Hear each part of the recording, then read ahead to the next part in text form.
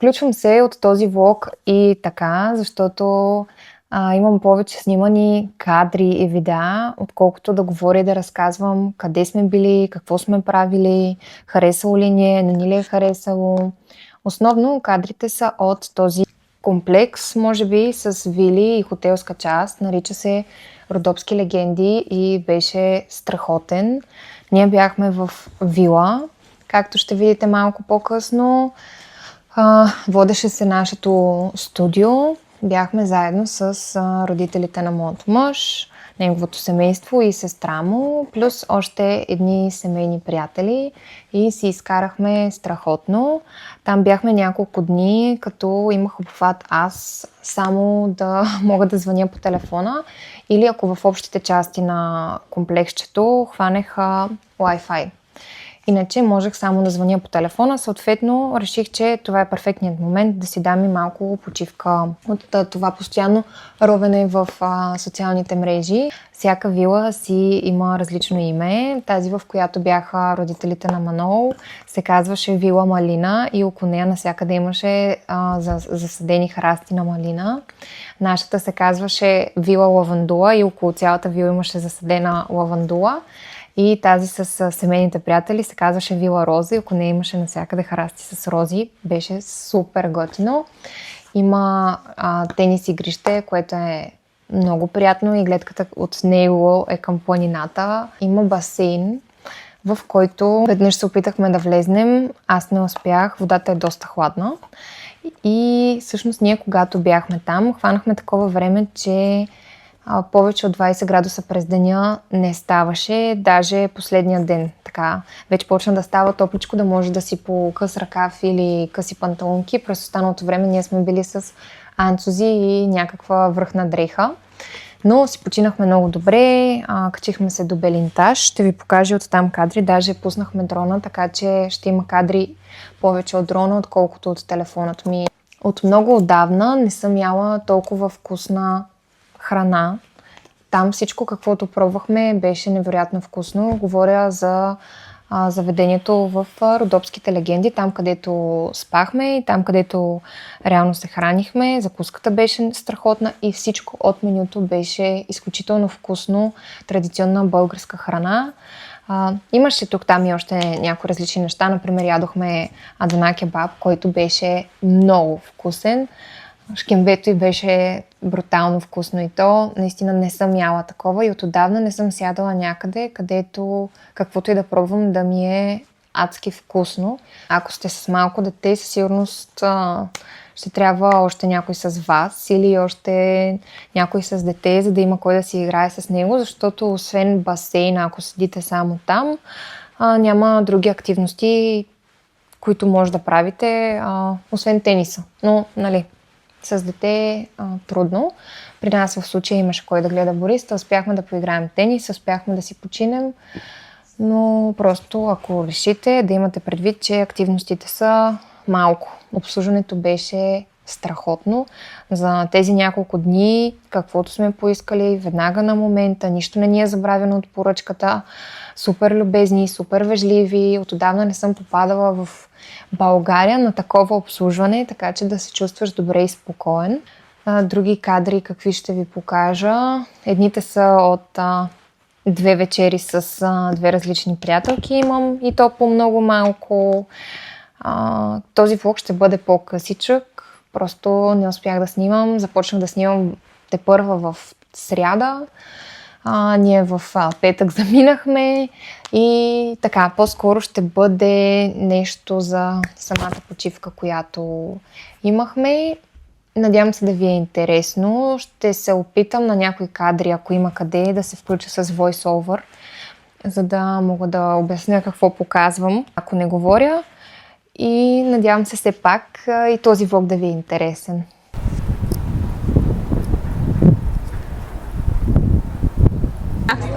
Айде. 1, 2, 3.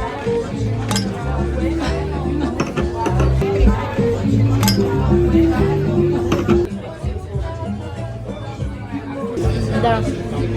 Има повече.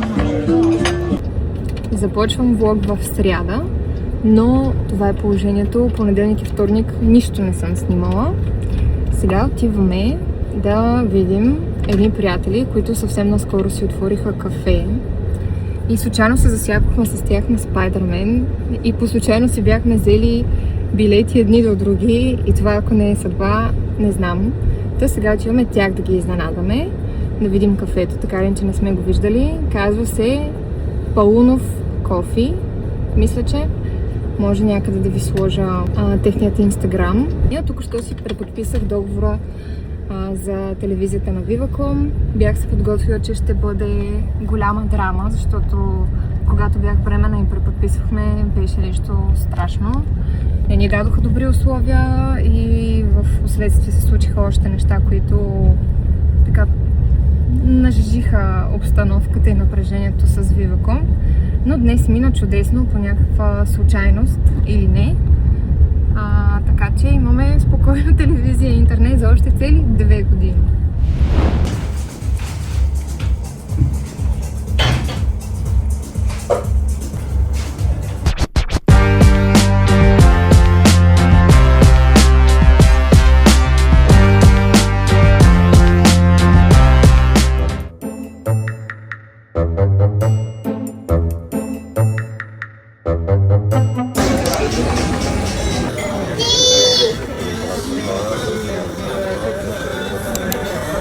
Отново съм в колата. Този път отиваме в Родопски легенди, едни готини вилички и там ще празнуваме имения ден на майката на Манол. Моята свекърва, но ние не обичаме тази дума, така че свейкито е най-лесно. Тя ми беше казала как е на френски, беше готино, ама не си спомням как беше. Монами нещо или това беше снаха. Не си спомням, но ще я питам. Отиваме за 3 дни, 3 нощувки, 4 дни. Приспи в колата. И така, ще снимам като стигнем.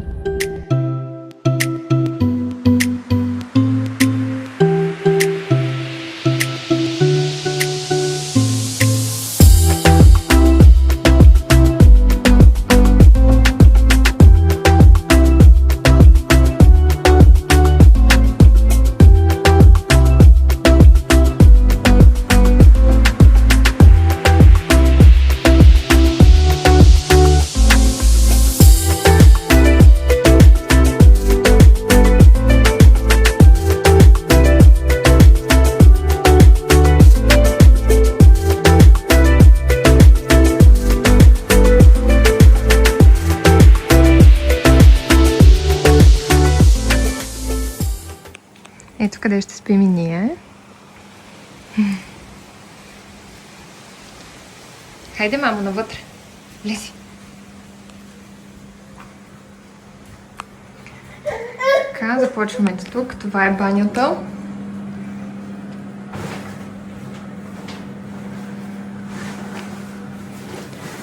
И се връщаме в началото. Борис вече си влезна в кошарата. И ето това се води студио. Столовете вкъщи са същите. По някаква случайност. И спалнята.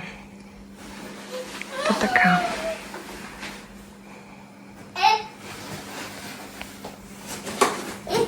Здрасти! Здравей, мамо!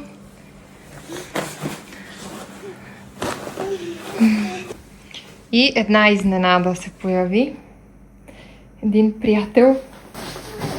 Сега ще мисля как да го махаме. Може би ще изчакам първо Манол да дойде.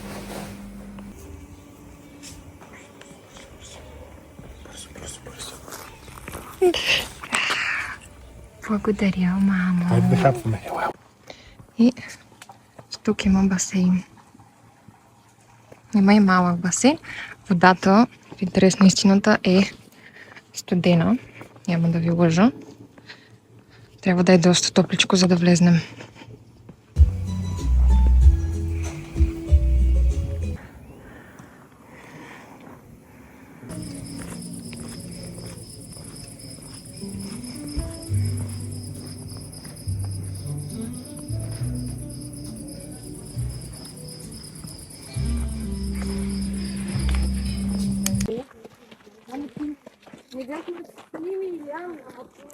Ние сме на разходка и аз отново не си взех микрофоните. Сега сме на Белинтаж с малкия, който в момента е на конче на дядо си. Ще видим кой ще издържи да го носи през цялото време, защото тук няма да се справи пеша. И така, да видим разходката как ще мине. Планираме след обеда да се пуснем на басейна от виличките. Силно се надявам да става, защото много ми се плува и мисля, че Борис много ще се изкефи.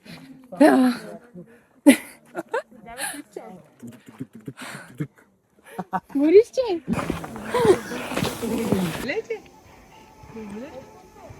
Верно има гайда. Да.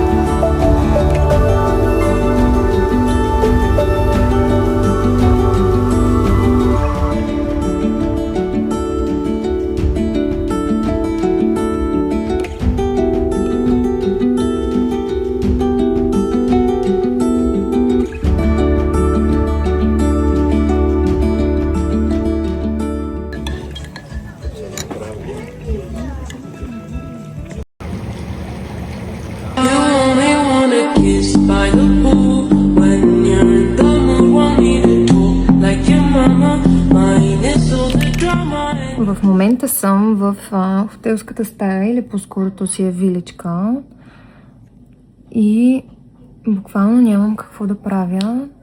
Снимахме на басейна малко кадри, защото трябва да снимам за един фотоепилатор, който ще видите скоро.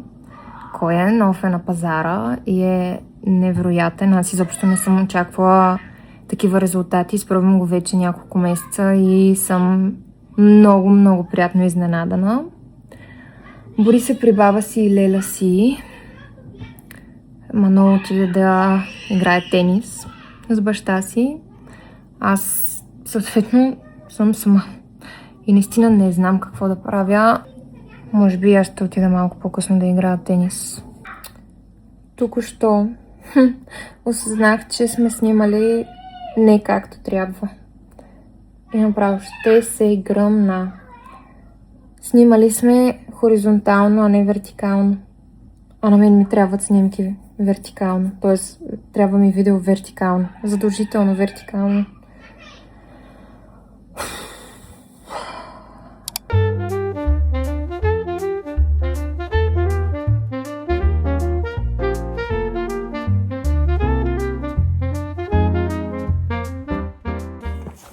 Днес е неделя? Да. Днес е неделя, 16. И отново ще правим втори опит за снимане. Видим дали ще се случи. Тук сме. Цяла банда, къде е тук е Борис. Опитахме се да бъдем на басейн и се прибираме. Ще се опитаме да приспим Борис за обяд. Като цяло от тази почивка нямаме много какво да покажем, защото забравям да снимам. Якото е, че нашата вила се казва Вила Лавандула. И ще ви покажа колко много лавандула има около вилата. Всяка вила е тематична и има различни растения.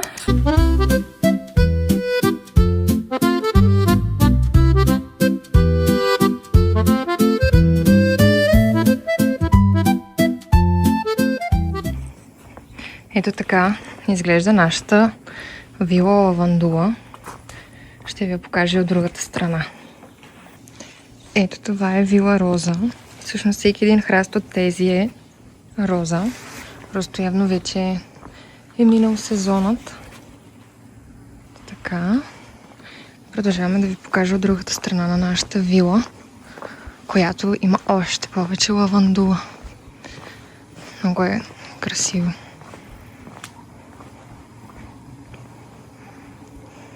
Пълно с лавандула.